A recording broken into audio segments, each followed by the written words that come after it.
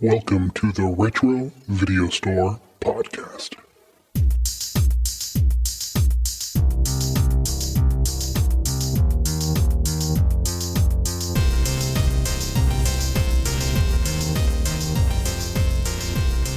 Welcome everyone to the Retro Video Store Podcast. I'm your host Eric. Hi, Eric. And that's my co-host Neil. I'm Neil, and who drug his ass to the microphone today? I'm your co-host Dave. Yes, and what is Dave doing right now? I'm watching the movie. He's watching the movie while we talk about it. So where are you at in the movie right now? They are up in the fire lookout tower, and they just flipped the furniture upside down as they were. And the little hand came up and pushed the door open, and they closed it. Yeah. One of the better kills of the movie happens here in a few minutes, so you gotta keep your eyes out for that. So, Okay, Did you even notice my name? Did you even notice my name? Eliza Dushku. Yeah. Today we were watching Wrong Turn from 2003. We're going to do a little kind of mini marathon of survival horror movies in the next couple of weeks of different varieties. And, we're doing Wrong Turn. And Neil and I both watched the same movie this week, so we'll talk about that a little bit. Did you watch The Mummy Returns too? No, I did not watch Mummy Returns, but we both watched Apex. Yes. The Charlize Theron movie. We'll talk about that here in a minute. David, what have you been up to? Well, I've been busy with work the last couple of weeks. It's been a busy 4 weeks. I don't know if I talked to you guys. I went and did we record when I was getting my colonoscopy? I think we did. Yes. We didn't live stream it. Yeah. As I was prepping for my colonoscopy, and then then I had to go to Montana. You kept getting up to use the bathroom. Yeah. And then I had to go to Montana for a week for a class, and then I was teaching last week, and so I got this week normal, and then I'll be teaching again next week. All right. Just in case you're wondering, we're doing Congo next week, the 1990s fun movie that flopped, but we'll talk about that as well. David, have you watched anything of note in the past couple of weeks? I have not. I watched Fight Club again the other night for fun. It was good. It's been a while since I've seen it, so I watched Fight Club. I should have been watching this, but I know I apologize for... Yeah, it kind of helps when you watch the movie that you're doing a podcast about. It's the little things. All right, keep watching. Watch for a minute until you see the death that we were talking about. So it just jumped out onto the tree. Yeah, and you see Elijah Dushku would have died if she fell out of the tree the way she did. Yeah. I'm watching. All right, so be quiet while David watches the movie. All right, so yes, Wrong Turn from 2003. Do you want to hit us with we're skipping way ahead. Neil, what did you watch this week? I watched Apex. Mm-hmm. We texted back and forth about that. I don't know. I caught a little bug. Like Friday, I started to feel shitty, and Saturday I felt absolutely horrible. So I just kind of sat on the couch and underneath a blanket, just not feeling so great. I think I slept for like 13 hours after that. Oh, damn. Jeez. Yeah. Whatever's going on, I needed the rest.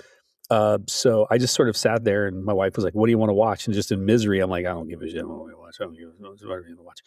So she started picking movies. So she picked things she liked. So we watched The Mummy Returns and Mafia Mama. I've never seen that. It's actually kind of funny. It does have some hilarious parts where she ends up killing some mafia people. Is that with Toni Collette or something like that? It is with Toni Collette. It's actually kind of funny. It's worth a watch. I know you'll never watch it, but it's worth a watch. Mm-hmm. We watched a lot of series, a lot of things that we had been kind of like watching together during the week when we get home, make dinner, and sit down together. And that was about it. Yeah, so just the 3 movies, really.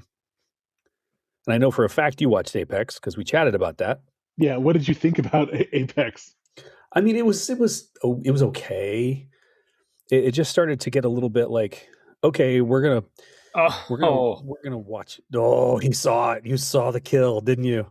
yep. He made the noise. Oh, Mm. that was. You know, my favorite part of the mutants, the little giggly one who just committed that atrocity you watched, is my favorite. He apparently is in the sequels. He is like the fan favorite mutant Three Finger. He's the one who's like, the one who screams and yelps and stuff like that. And he's the one. Did you see the end? The we're gonna talk about this. Jump way ahead. Did you see the stinger at the end of the movie with Yeah. where the deputy? Yeah, and you see him. He's all I saw burnt up that. and stuff. Yeah. Mhm. Yeah, no, So I saw that. let's go back to Apex. If you have not seen it yet, we're going to spoil it. So maybe you want to move a little bit forward at this point. But it's a movie that was made for Netflix, and it's got Charlize Theron. It's made from people. It's made from Netflix for Netflix. No, the And jerky. The jerky. The jerky is made from people. It's basically a survival horror movie, so it's coincidental that we're watching this movie and we're also watching. We watched Apex. Apex is a survival outback one-on-one type of horror movie where she tragically kills her husband in a mountain climbing accident, and of course, she's the damaged hero who's just too independent. She's got to go do all these risky things by herself, so she decides to go kayaking in Australia. She fucking deserved to die. And I'm going to tell you why. This annoyed the shit out of me. Okay, you're already hanging off the side of a fucking mountain in a tent during a snowstorm. Yes. Climbing, right? You don't love life. I do because it makes me feel alive. No, you don't fucking love life. You don't. Nobody hangs a goddamn tent off the side of a mountain that loves life. You know where they put the tent? Down on the ground. Yeah.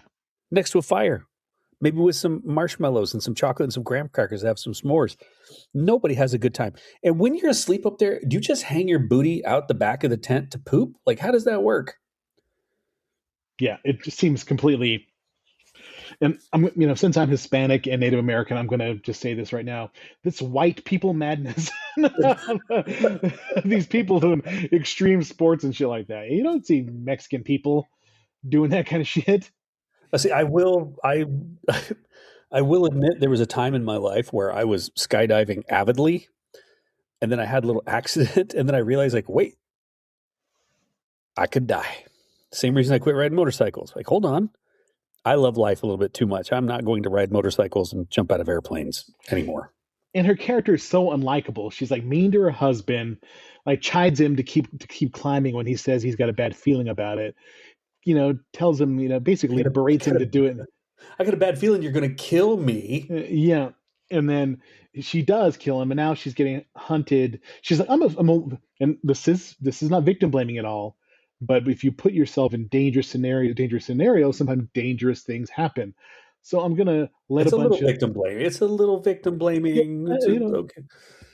But also, she, I was rooting for her to get killed. Honestly, I was like, what a great twist if she got killed. The one surprising thing about this movie was when he popped his teeth out. Well, yeah, he kind of foreshadowed it by talking about how some people file their teeth down, in the tribes to show how mean they are or whatever, and he files them down. He looks like he's got little baby shark teeth. Baby shark. I kept saying that.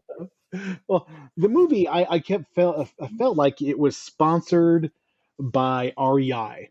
This was like REI the movie. I don't know if you guys have REI in. I'm sure you guys have REI everywhere. Yeah, we have one here. We call it really expensive items, but it is just Camping Gear the movie, because she has every type of camping gear you can imagine. It's like REI Patagonia present Apex, because she got the fanciest camping gear that you could ever imagine, and so it's a one-on-one cat and mouse type movie. I never knew what it stood for until now. I looked it up. Recreational Equipment Inc. Okay, all right, there we go. But it's one-on-one, her getting chased around by this guy in the outback. Not an Aboriginal person to be seen ever. They must have cleared them out of all those areas, because it's just white campers getting killed. Lots of them. Yeah, and this has the same trope that Wrong Turn has in it, where you go to a gas station or a ranger station or something, and you see a missing persons posters of like 50 people. and you're like, oh shit. Well, obviously it's not the outback that's killing him. Something is A killing lot of him. people go in, but none of them come out. That's why we named this chunk of forest right here my ex-girlfriend. A lot of people go in, but very few people come out. It's a lot of people die in the outback. But I won't focus on that too much. I did, however, watch Alien Romulus, and I haven't seen Alien Romulus for in a your while. son. For your son in the background, he just walked by, just so he can see right here. That's for you, Andrew, right there. Hey, everybody. How rude! How rude! My son in the background. He's about to graduate. Less than a month, like 20 days actually, 19 days. Kick his ass to the fucking curb. Let's go. Get a job. Start earning your keep, son. In this economy? Okay. Yes. Also watch Alien Romulus, which I do kind of enjoy, but it's like Aliens' greatest hits. They try to pack so much into that movie. It's like, remember this in Aliens? Or remember this? Or remember this in Aliens 2? In Aliens? Remember this in Alien 4? Remember this? And they just try to pack everything into a 2-hour movie. It looks great. Don't get me wrong. The special effects are great, and the callbacks and everything, and the scenery, and I mean the settings and stuff like that look really, really good. But it is overpacked. Well, that was what I texted. It's weird that I didn't know you watched that, because I watched maybe a half-hour Alien Resurrection. Uh-huh. And I'm like, I can't do this. There's got to be something else on. And that was when I told you, in that movie, Sigourney Weaver looks like Glenn Danzig to me. She does a little bit, yeah. Yeah. But there's a mutant at the end of Alien Romulus, just like there is in Alien Resurrection. And then there's just they kind of mimic the aliens underwater floating around in Alien Resurrection in Alien Romulus, because there's zero gravity, which was kind of cool with the blood, acid for blood floating in the zero gravity. When the gravity turns back on, it melts everything down. There's some cool stuff in there, cool concepts, but it's really overstuffed. I mean, it's fun, but it is it's like the Aliens Greatest Hits review. I did subscribe to the Criterion channel just because Shudder was going up in price. So I'm like, oh, give me try Criterion, and they have a shitload of cool movies. They even had Gotcha Man, the movie, to watch, and I started watching the first 30 minutes of that, even though I have it on Blu-ray. But I'm just watching it. It was pretty cool. But it's like $10.99 a month. But there's lots of obscure shit on there. Lots of samurai movies, lots of kung fu movies, lots of foreign films, classics and stuff. So it's got a lot of David Cronenberg and David Lynch, RoboCop. So there's some good stuff on there. Neil, what's happening in the movie right now? Or David, what's happening in the movie right now? What the fuck? Hey, racist. Not all white people look alike. Sorry. They just left the waterfall. He just stopped the cop on the road. He fell down the thing. He's looking for her, but I like the fact that the cop showed up and he's just like, "Yeah, see a bitch," and just went running. The cop gets an arrow through the eye immediately. Yep. Oh, yep, that literally just happened. Where did she go? She got abducted. She's taken back to the shack so she can cry. He's moving pretty good for getting shot in the leg. So, Wrong Turn. Neil, you want to hit us with the Internet Movie Database tagline? Chris and a group of 5 friends who don't deserve to be named, apparently. So just Chris and the 5 friends are left stranded deep in the middle of the woods after their cars collide. As they venture deeper into the woods, they face an uncertain and blood-curdling fate. Do they, though? I mean, they're not really 5 friends anyway. They're just like him and 4 friends, because Chris, the so-called doctor guy, what do you say his face looked like? Looked like he's trying to pinch a shit the whole time. He's absolutely crazy. And it's him and then Eliza Dushku with the open mouth school of acting. Like every character is like, I'm so tough and so badass. I don't need anybody, but I'm going to stare with my mouth open constantly, and my eyes do like this. She had a moment after Buffy. She was in Bring It On, and then this movie And that's about it. I can't really remember in anything else. If you could have heard the mocking my wife gave her while this was on, I should have recorded it and put it on here. My wife really had it up to here with Eliza Dushku at that point. Well, this and the Texas Chainsaw Massacre remake of the same remake boom, it was put your female protagonist in a white tank top. That was the preferred, outfitting of these of this. And I will say Jessica Biel probably owned the tank top more in the Texas Chainsaw Massacre remake than Eliza Dushku. David agrees. David is making lewd gestures now. So, came out 2003, May 30th, 2003, 84 minutes long. So it is very, very, very quick. It But is almost. It felt at some points like it was never going to end. Yeah, there was the cat and mouse in any movie can only go on for so long. And it just sometimes it's a way to pad out time, and sometimes it's suspenseful. Like Cat and Mouse in Old Country, No Country for Old Men is fucking amazing. It is tense. You're like, oh my god, what the hell's going to happen? Scares the you're like you're on the edge of your seat. This movie is like, are the mutant rednecks going to get to their next victim? And they are, because there's got to be a body count in the movie, but they kind of like pad it out a little bit. Survival horror slasher. Budget was 12 million. Domestic box office 15.4, and had 28.6 worldwide. So it was modest success. But this movie lives on in direct-to-video sequels. There are 7 sequels. Holy shit! Yeah, and apparently, when I was looking at it on streaming, I saw that there was like 2 and 3. But all the way up to 7. Okay, I will admit that there are some that are so bad, like the Children of the Corn series. I will watch those because they're awful, but in the right way. I cannot imagine watching these guys run around the woods for 6 more films. This one, Wrong Turn 2, Dead End, stars Henry Rollins as a reality show host. And he's putting these, the victims through like a reality show paces in the wood, like a Survivor thing in the woods. And it's supposed to be kind of funny and a lot more bloody.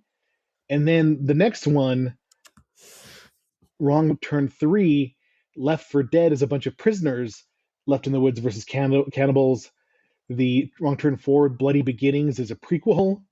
And of course, they have a sequel called Bloodlines, Wrong Turn 5, Bloodlines. And every long-term movie series has to have a sequel called Bloodlines. It's just the law for some reason. And the next one was a reboot, but it was Cults versus Cannibals that came out in 2021. And apparently after part 2, like 3 and beyond, before the remake, they make the killers the stars, that you're rooting for them to kill the people, and they become like the fan favorites in the movie. And they're just supposed to be fucking just guilty pleasure on the level of like sci-fi movie production values, with really mean-spirited kills. So I do want to watch the second one, just because it has me sort of intrigued with Henry Rollins and the reality TV show angle. Thank you, Neil, for adding the addition of the pictures of our heroines. That's Neil's. We're going right back to the hand gestures for Dave. He is a man of few words, but very fast hands. What part's going on are you watching right now, David? He just crashed the car into the cabin, and now he's trying to release her and just lit the one guy on fire. Which I just want to say, very unsafe, because if he did not know where she was and he crashed the car in to save her and he ran her over, if the bed was up against the wall that he crashed into. Yeah. So how it all works out. Yeah. Poor planning. Yeah. Wow. Get out of teacher mode for a hot second, man. We know you're training all these wilderness firefighters. He's like, you know what? The safety was not a consideration here. And then Dave's going to start explaining about how the burn's going to work as the house goes up and what they need to do and do where. Yeah. A couple things, like they ran uphill. Mm-hmm. They should have just ran on the flat ground out down the road when they first escaped. Probably wouldn't have happened, right? Like they can run faster on the flat ground than going up the slope. Just want to say, rather steep slope. All right. Well, thank you, David, for your expertise. So this was shot in Canada, doubling for West Virginia. Stan Winston, who was responsible for the monsters in our last movie, The Relic, did the special effects for this one, And it shows. and it shows. There are some good kills, and the makeup on the redneck mutants is pretty good. Lots of there's lots of homages to the Texas Chainsaw Massacre in this movie, where the property of the killers, they have some sort of semblance of a front, because they have a tow truck and stuff, but they have all sorts of dead, all sorts of cars from the people that they've kidnapped, and they all sorts of keys and cars and sunglasses and all sorts of shit from the people that they've kidnapped. So there's quite a few homages. Also, To the Hills Have Eyes. Um, so if you like survival horror, this one is it's pretty good. Our cast are mainly unknown. You got Chris Flynn, or Desmond Harrington is Chris Flynn. I've never heard of this guy. He was been in a lot of He was in movies. Dexter. He was in a bunch of the Dexter TV shows for a couple seasons. I So think. he was in Ghost Ship, Wrong Turn, Ghost Ship. That's a good one. and The Neon Demon, The Dark Knight Rises. Lots of TV. Dexter, yep, you're on Dexter, you're correct. Yeah. Then we got Eliza Dushku, who, of course, we talked about a little ago. She was in Bring It On, Buffy, Dollhouse. She was originally Arnold Schwarzenegger and Jamie Lee Curtis's daughter in True Lies, one of her first movies. This Emmanuelle Chriqui, who she's pretty hot. I'll say that. She was in a lot of Super Troopers 2. Super Troopers 3 is going to be coming out soon. I saw that, yes. That trailer looked amazing. I haven't watched the trailer yet. I'll have to check it out. She's been in a lot of TV shows. Superman and Lois, Lincoln Lawyer. Yeah, lots of TV work. Jeremy Sisto being Jeremy Sisto in this movie. The soundtrack is full of like early 2000s rock. Got Queens of the Stone Age, Breaking Benjamin. Weird like that. I do like Queens of the Stone Age. All right. The joy for the film is just spilling over into what we're doing right now. Well, hit us with a critical consensus. Okay. All right. Rotten Tomatoes, we know what they do. They give it 41% out of 82 critics' reviews, and those were positive, with an average rating of 4.5 of 10, which I don't get them. They're like 4.5 on a 10-point scale is generally favorable. That's below. That's below average. Yeah, that's below. Yeah. I don't get how they math that. The website's consensus reads, an unremarkable slasher flick that fails to distinguish itself from others of its ilk. Metacritic, which uses a weighted average, assigned the film a score of 32 out of 100, and that's based on 17 critics indicating generally unfavorable reviews, and audiences polled by CinemaScore gave it an average grade of C- Wow. on an A to F scale. And the CinemaScore folks, I'm not even sure most of them know like how to write their own name. So that's pretty bad. I know most of them to get a C- on CinemaScore is pretty not so great, because most people are just happy to be in air conditioning and watching flashing images on a screen. I am most days. Yeah. Barbara Ellen of the Times wrote, this could have been a decent cross between a Romero zombie movie and the Texas Chainsaw Massacre, but in the end, the gore is so ridiculously overdone. But is it? And the script so lame, but is it? See how I did that? I made an inference on one with it. Okay, thank you. That it undermines all sense of suspense. All sense of suspense. That's just such a fun sentence. William Thomas of Empire said it's better than any of the official Texas Chainsaw Massacre sequels, which is probably a good thing. Scott Foundas of Variety criticized Wrong Turn for being a negative pickup by Fox, adding that it was dumped into theaters on Friday without benefit of press reviews, resulting in frightless torpor. Wow. Can we I just want to talk about Scott's last name, Scott's Foundas. found ass. I don't know. It's humorous to me. A 1 out of 4 stars was awarded to the film by Mark Savlov of the Austin Chronicle, because we all know what a cinema powerhouse the Austin Chronicle's reviews are. And good old Mark Savlov wrote, "This was already tired stuff when cult fave Sleepaway Camp came out in 1983, and it's downright comatose by now." BBC's Nev Pierce gave the film 2 out of 5, while Anita Gates of the New York Times called it a lazy would-be horror film. Well, it's not a would-be horror film. It is a horror film. Yeah.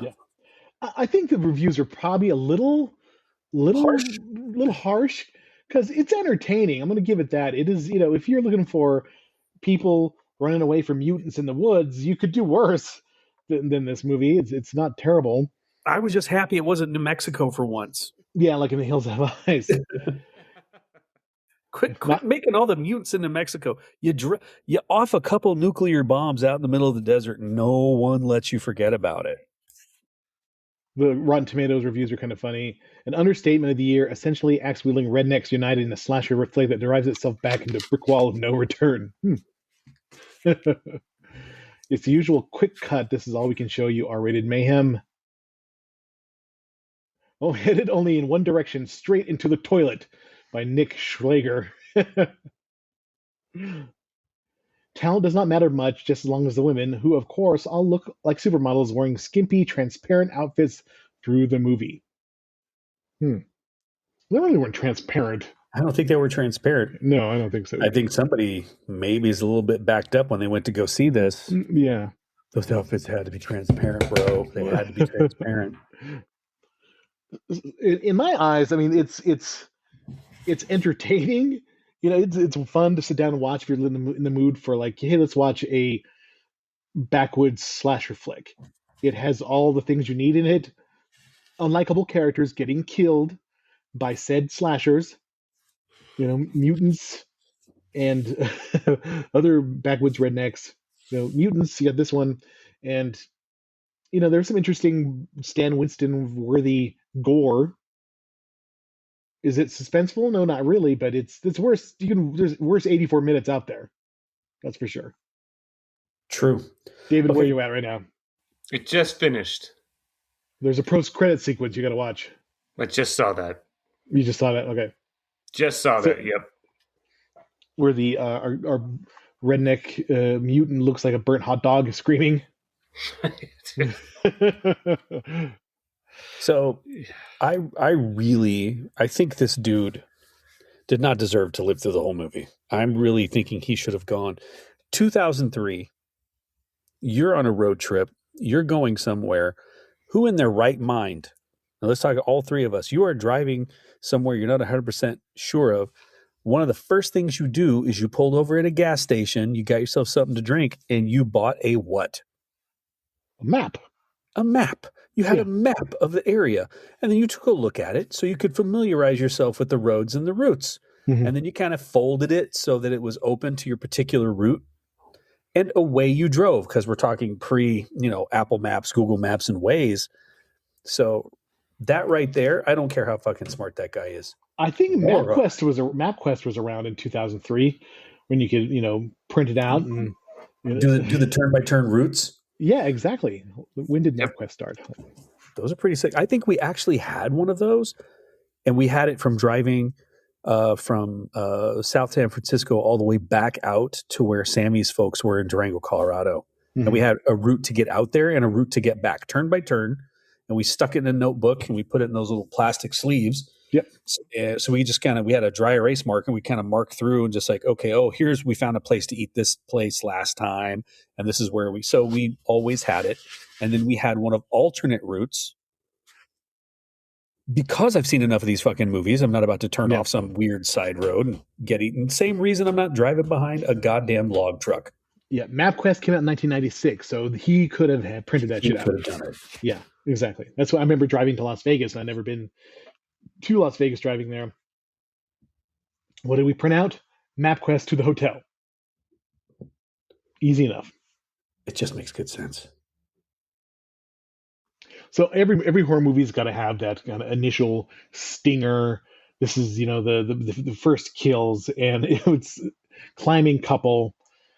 couples climbing up a mountain or a wall, and the husband or boyfriend gets killed, and then the girl gets dragged away, and then you get your opening credits, and you get to see all the missing posters and stuff like that. So, yeah, typical typical stuff. I wish there had been a little bit more gory with the kill. If you're gonna have a first kill, let's do it. It David, was now that you're the now that teaser kill. yeah, you get the teaser kill. David, now that you've seen it all, what did you think of the movie? Well, I'll be honest with you. Yeah, I remember when this came out, and it was like along the same time that, and well, kind of, we had talked about Relic. I Yeah. felt like I can't remember when Relic came out, but there was a lot of horror like this within like a span of maybe 5 years.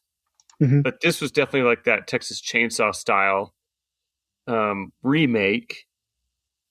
And then with like, I think there was another movie called Candy Cane. I think that's why my name is Candy for this. But you guys remember that? Or there was the one where the trucker followed Lily Sobieski and he called her Candy Cane on the two-way We're talking radio. about. We're gonna do that. We're gonna do that here in a little bit. It's on our list of movies to do. It's oh god, shit. What is it Yeah. called? Hold on, I gotta find out the movie. It is. Hold on, I'll have to edit this. Podcast release dates. Joyride. Joyride. But yeah, there's a bunch Yeah. of stuff like this that came out at the time.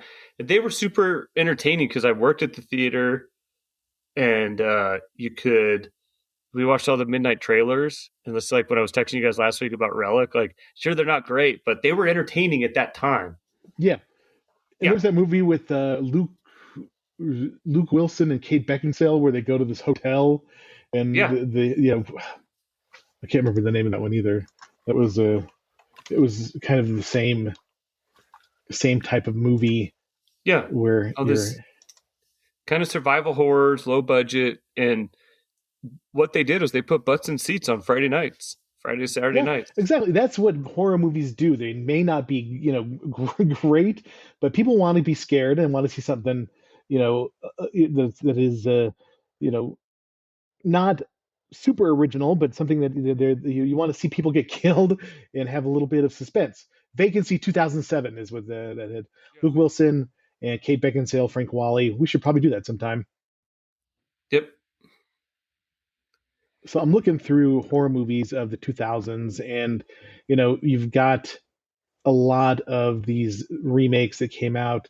2000, first Final Destination came out. Then you were still kind of had the remnants of like Leprechaun was still was still coming out. That Leprechaun in the Hood, and some of those other movies. Leprechaun in the Hood. The scene with them. Oh my god, the scene with them smoking weed was hilarious.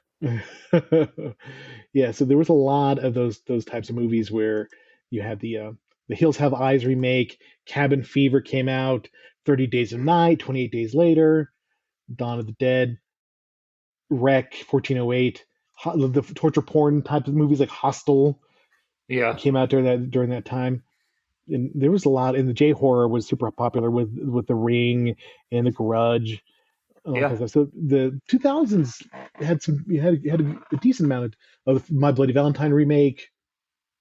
So they had a lot of decent ones that we'll probably wind up doing a few, like The Descent. We need to do that. Well, they were fun. That was the thing. Like they were fun, and they were like none of them were great. But I spent a lot of Friday nights. That was around the time that I think you could really start buying like those packaged surround sound systems for your house, and little fancier tube TVs were coming out. So I remember, we had an apartment that had a fancier tube TV, the surround sound, and you're watching all these movies on DVD before Blu-ray came out. I think right before Blu-ray, they were fun.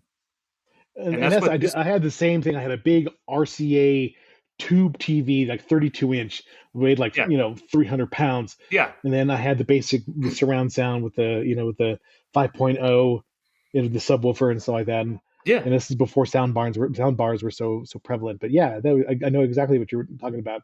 Go to Blockbuster, go to Hollywood Video, go to Bronco Video or Front Row Seat. Grab yourself a shitty horror movie. They were fun. And that's what I thought. Like watching this again, I was like, yeah, I remember this back in the day. It was fun. And I think 90s style, the 90s style, the low cut jeans. Yeah. we watch so goddamn many movies, though. Sorry, back with the hand gesture, Dave. We watch so damn many of these movies. It's really easy when you watch to start taking yourself way too fucking serious to start analyzing the movie. But I agree with Dave. It's not a great movie, but it was fun. Yeah. Because this is what we're here to do. We're just here to watch movies. Yeah, exactly. And it's not the Godfather. It's not The Irishman, but it is, however, some really good frozen pizza. Yeah, exactly. You want to see people get killed in creative ways by mutants, incestuous mutants, not radioactive mutants. Where were the girl mutants? There was no girl mutants. There were just the three Apparently, dudes. you will see the girl mutants in the next movie where they're Careful what you wish for. getting plowed by other other mutants. I saw like a kind of a quick breakdown of Wrong Turn 2, and it seems like there is some mutant on mutant action.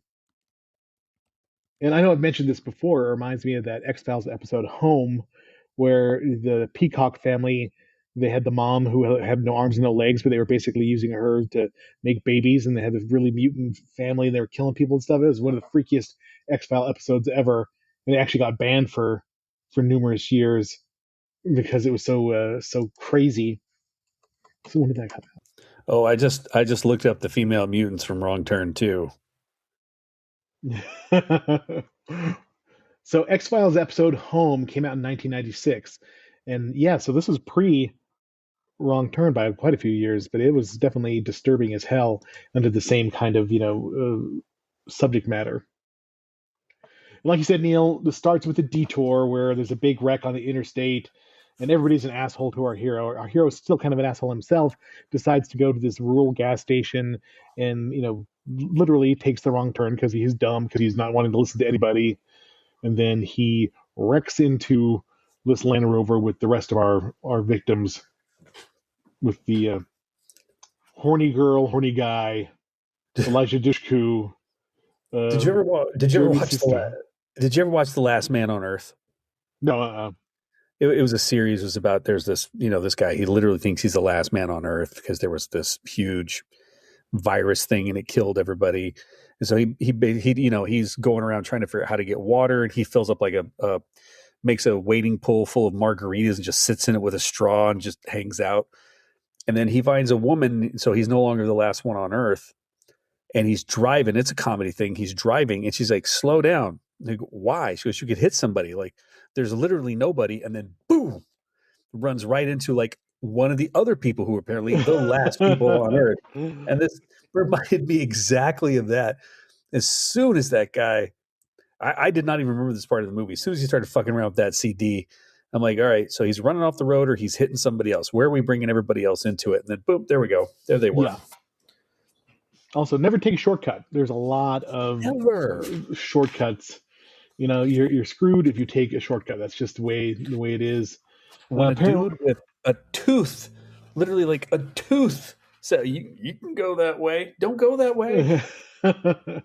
He obviously does not make good life choices. Just like Charlize Theron and this character in Apex. Which way do you go? You want the easy way or the hard way? She's all the best way. And then, next thing you know, she's getting chased by razor tooth baby shark teeth Taron Egerton. All I could think of, I kept saying over and over while we watched it, the clothes maketh the man. So, of course, they split up. The guy gets a little bit of, some mouth service from his girlfriend, and they both die.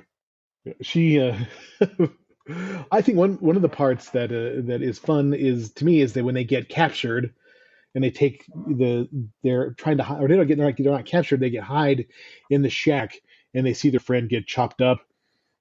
That was pretty gross, but also kind of fun. And they got jars of teeth and all sorts of other things in the house. Okay, but they left the spinal cord alone. They left the brain right there, Andrew. I saw you, buddy. Right there. That's for you. Right there. Right there. Saw you going by. So no prion disease. Explain.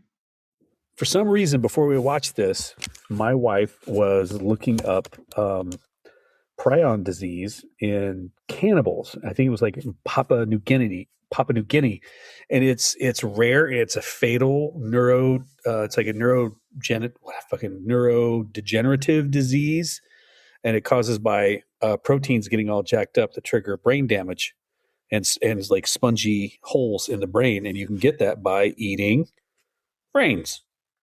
So it's kind of like mad cow disease in a way, a little bit.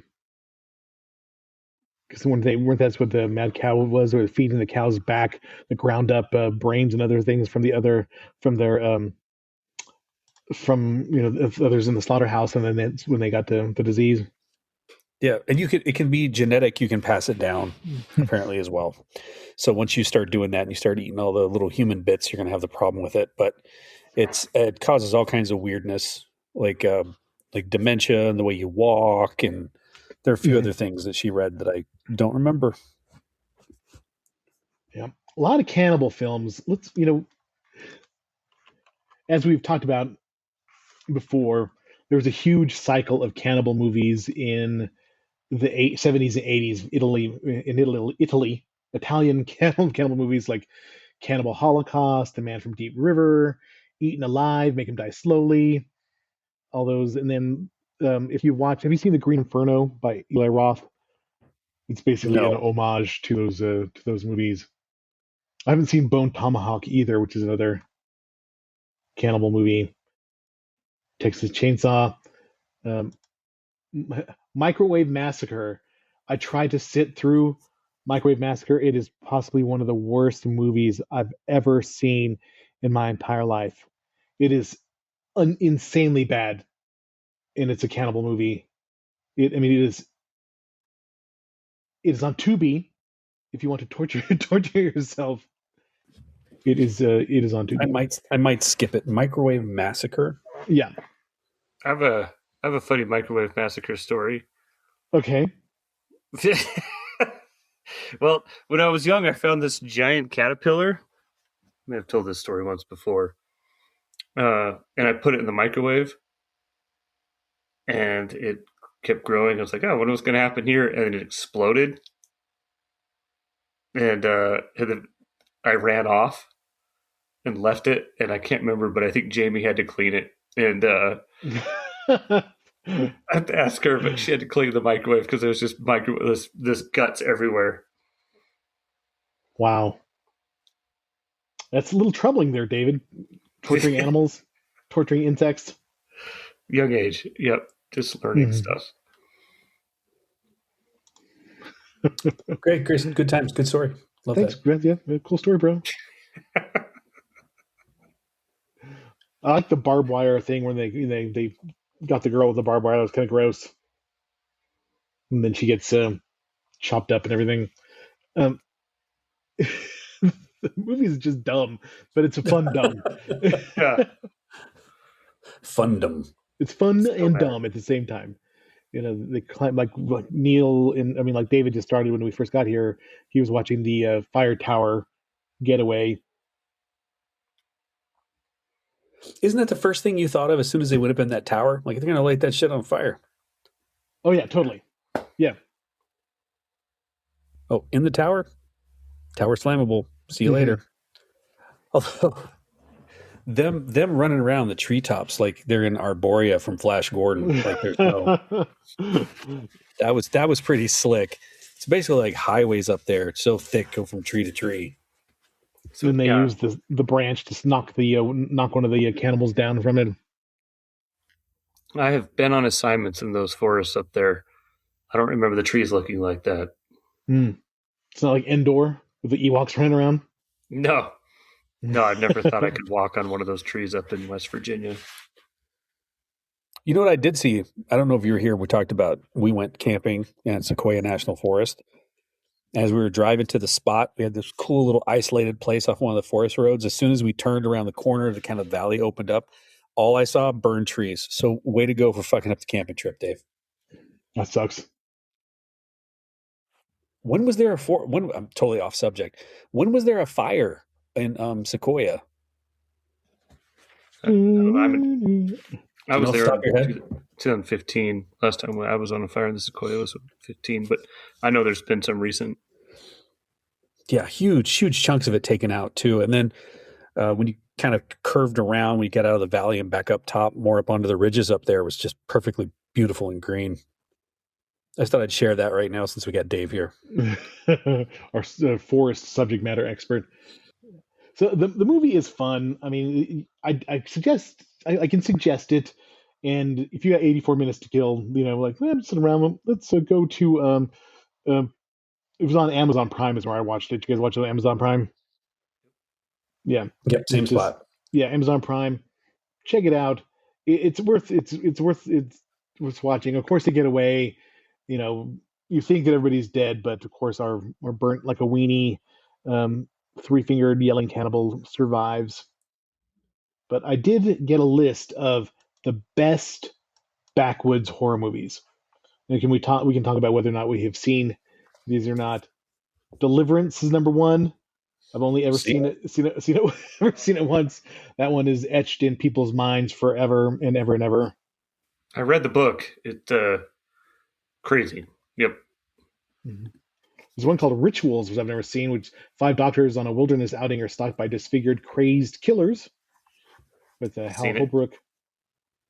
Tourist Trap, we've done an episode on. That is definitely a good one, a memorable one with the good old Chuck Connors playing his brothers in the and you don't know if it's magic or telekinesis or whatever, but he looks freaky. It's kind of Texas Chainsaw Massacre vibes, but I suggest Tourist Trap. It's really good.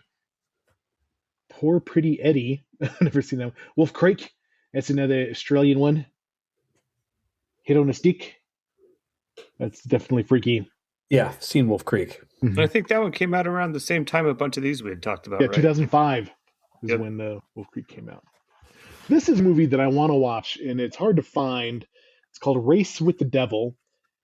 2 couples vacationing together in an RV from Texas to Colorado are terrorized after they witness a murder during a satanic ritual. And it looks pretty damn awesome. I remember seeing it as a kid and it scaring me. So, yeah. Southern Comfort, Carradine, driven about Walter Hill, and then Texas Chainsaw. Texas Chainsaw's number 9. Come on, that should be number 1. Yeah, needs to be higher. Yeah. The Ruins. I've wanted to see this one, where a leisurely Mexican holiday takes a turn for the worse when a group of friends and a fellow tourist embark on a remote archaeological dig in the jungle where something evil lives among the ruins. So I wonder if that's like Monster backwoods. Seen it. It's pretty entertaining. Pretty entertaining. Oh, it is? Oh, sweet. I remember Road Games was on HBO quite a bit, and this one has Stacy Keach and Jamie Lee Curtis, where they're driving through Australia in a big rig, and they're getting chased. That one was on a lot. It wasn't bad. PG. It's not a terrible one. I've heard a lot of things about Eden Lake, that it is scary as hell. Have either of you seen Eden Lake? Yep. It's got Michael Fassbender. Yeah, and I can't remember the gal's name, but yeah, it's pretty entertaining. It's crazy. Isn't it like a group of teens or something like that? Crazy teens that terrorize them? Yeah, I'll have to check that one out. Just Before Dawn is a slasher in the backwoods of Oregon. It's a pretty good one. The Hills Have Eyes. That's classic. Motel Hell. We've got to do this. I can't believe we haven't done Motel Hell yet. That is a classic 80s one where farmers fritters critters or farmer. the special meat. Yeah, the special meat. That is a good one. Of course, Wrong Turn in 2003. Joyride. Mother's Day. That's a terrible one. Unhinged. Jugface. Violent Kind. I've seen that one. I haven't seen that one yet. 2010. Yeah, and Jugface. What the fuck? Looks like a demented people in the woods want to sacrifice the people they find. House of the Thousand Corpses and Devil's Rejects.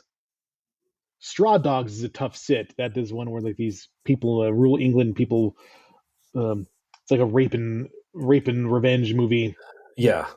Tough watch. I don't think I made it all the way through that film. Yeah. Children of the Corn. Heck yeah, that's one of the definitely a backwoods movie. Frankenfish. Hatchet is one I've never seen. I've heard it's pretty good, but I've never seen it. In fact, they compare one of the reviews I watched of Wrong Turn say that Hatchet is a better movie than Wrong Turn. So I'll have to put that on our list. It's definitely like a more tongue in cheek slasher movie, and Kane Hodder plays the bad guy. Pumpkinhead, Friday the 13th, The Burning. These are a lot of I don't know if they're really backwoods or summer camp movies, which I think are a different genre. Hitchhike, You're Next, Sleepaway Camp. There's quite a few. I don't know if The Witch is a backwoods horror movie. I think It's really good, but I don't. Oh yeah, it's really good. It's really good, but I don't know if I consider that a backwoods horror movie. Tons of them though. I think it's definitely 55 Evil Dead. Great. As we're getting down the list farther away from, I guess, what's good, the more of these I've seen. Well, there's something called Willow Creek that I hear is really good. It's like a found footage movie where people go into the woods and they get killed by Bigfoot, but it's supposed to be actually pretty scary. Came out in 2013. Inbred. That's Teresa advertising. What did you call this one? Inbred? The Cottage, Cabin Fever, Blair Witch. But God, I hated that movie so much. The Blair Witch Project? Blair Witch Project. Hated that movie so much. I think it's one of those movies that it's like a one and done. Once you see it, you don't ever need to see it again. And we saw it in the theater, and everybody in the theater was there to see it and to get into it. And it was actually kind of scary in that sense. But after it was over, you're like, that was it? Yeah, and then you try to watch it at home, and it just doesn't have that same feeling. I remember I watched it with you all. I drove down from Farmington to watch it with you in the theater in Albuquerque. Yeah. Mm-hmm. That was like number 114. Fucking great. Oh, Tucker and Dale versus Evil, yeah. So good. That is definitely one of the best, most funny. Killing themselves. We're gonna have to do that one. That's definitely want to check out. But wow, we're gonna be short on this episode. But that's all right. Wrong Turn is an 84-minute movie, and it deserves an under an hour podcast episode. But it starts fast, that it just like doesn't slow down. Mm-hmm. Yeah, and that's what I kind of like. I like a fast movie that's not really wasting your time. They're not trying to go into too deep of backstories. There's no flashbacks or anything like that. It's just this is what's happening, and we deal with it. We do have some decent movies coming up. I think are decent movies. That's debatable. We're going to do Congo, Deep Rising, Joyride, and End of Days for the month of May. It's a nice variety. We're going to hit the action and horror movies for a little bit. Well, I got to hit the movie early this week because Saturday and Sunday I got to be in Sacramento. Got to be playing bagpipes for the state officers memorial. Oh, nice. Very cool. Marching around in my kilt with my bagpipes. Very cool. All right, so hit us up on rvspodcast222@gmail.com. We are Instagram and Facebook, not really because I haven't updated in a while. I'll try to do that this week. If you have any suggestions, we'll read them out loud, or we'll read your emails. And if you want to go to buymeacoffee.com and contribute to the cause, I will tell you that our listens have dropped off dramatically this week for some reason. We were doing so good, and all of a sudden we fell off a cliff. So much so I went back and looked at like all our RS feeds and stuff like that to make sure that everything was working. Everything is working. Nobody wants to listen to it. Nobody wanted to hear that. Or they just had enough. Maybe nobody wanted to hear Time Cop, because that one was not hitting. They didn't want to listen to. Get the fuck out! You didn't want to listen to Time Cop. Yeah, for some reason that's been our lowest listened to episode in quite a while. So I'm sure people are interested in hearing that. David, give us your final thoughts of the film. Yeah, it's enjoyable. I'd watch it again. Maybe 10 years from now. Would you watch one of the sequels? No. Well, I'm No. going to try to watch Wrong Turn 2, and I'll fill everybody in and see, let you know. But that's probably as much as I will watch of it.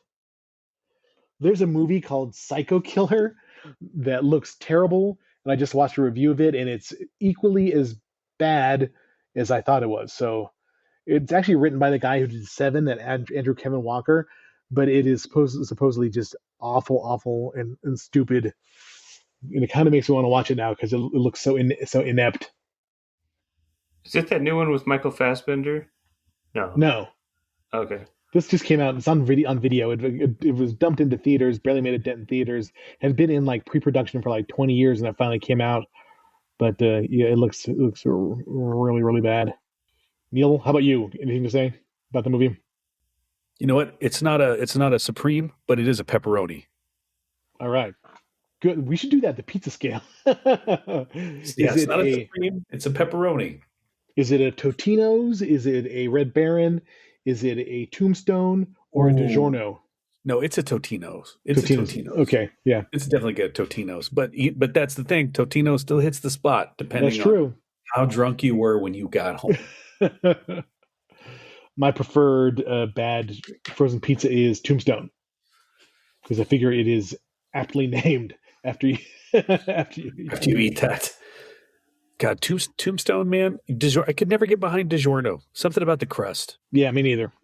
I like a flat crust on a. Oh shit! I just thought of something I hadn't thought about in a long time. Remember when you could go to Safeway and you could get like a stack of like 5 mini frozen pizzas, and they were like bound together in like cellophane, and you could make those. Those are fucking good. Those are amazing. Frozen, dude. Stouffer's French bread pizzas. Oh yeah, those were good too. Those were so good. And you want to know what I had for lunch today? I had a frozen pizza. Nice, David. What's your favorite frozen pizza? I'll be honest with you. I don't really eat frozen pizza. Oh my god, you're so good. No, I just haven't had one in a while. I don't know. They're good. I like all of them. I just don't eat them that much. I guess when you're foraging out in the wilderness and eating nuts and berries and wiping your ass with a leaf, frozen pizzas aren't in your digestive system. Make sure it's the right leaf. Yeah, 100%. Because it can backfire if it's the wrong one. Isn't there like a rhyme or something like that about how many leaves or something you can safely touch with? You don't remember that one, yeah. Mm-hmm. Yep. All right. Well, thanks everybody. We will hit you next week with Congo. I'm looking forward to seeing it. And I'm sorry, David, you can't make it. Leaves of 3, let it be. Yes, Leaves of 3, let it. All right. Goodbye. Leaves of 4, wipe your back door. All right, everybody, have a good weekend. Or have a good week. Everybody, take care. Bye. Thank you for listening to the Retro Video Store Podcast.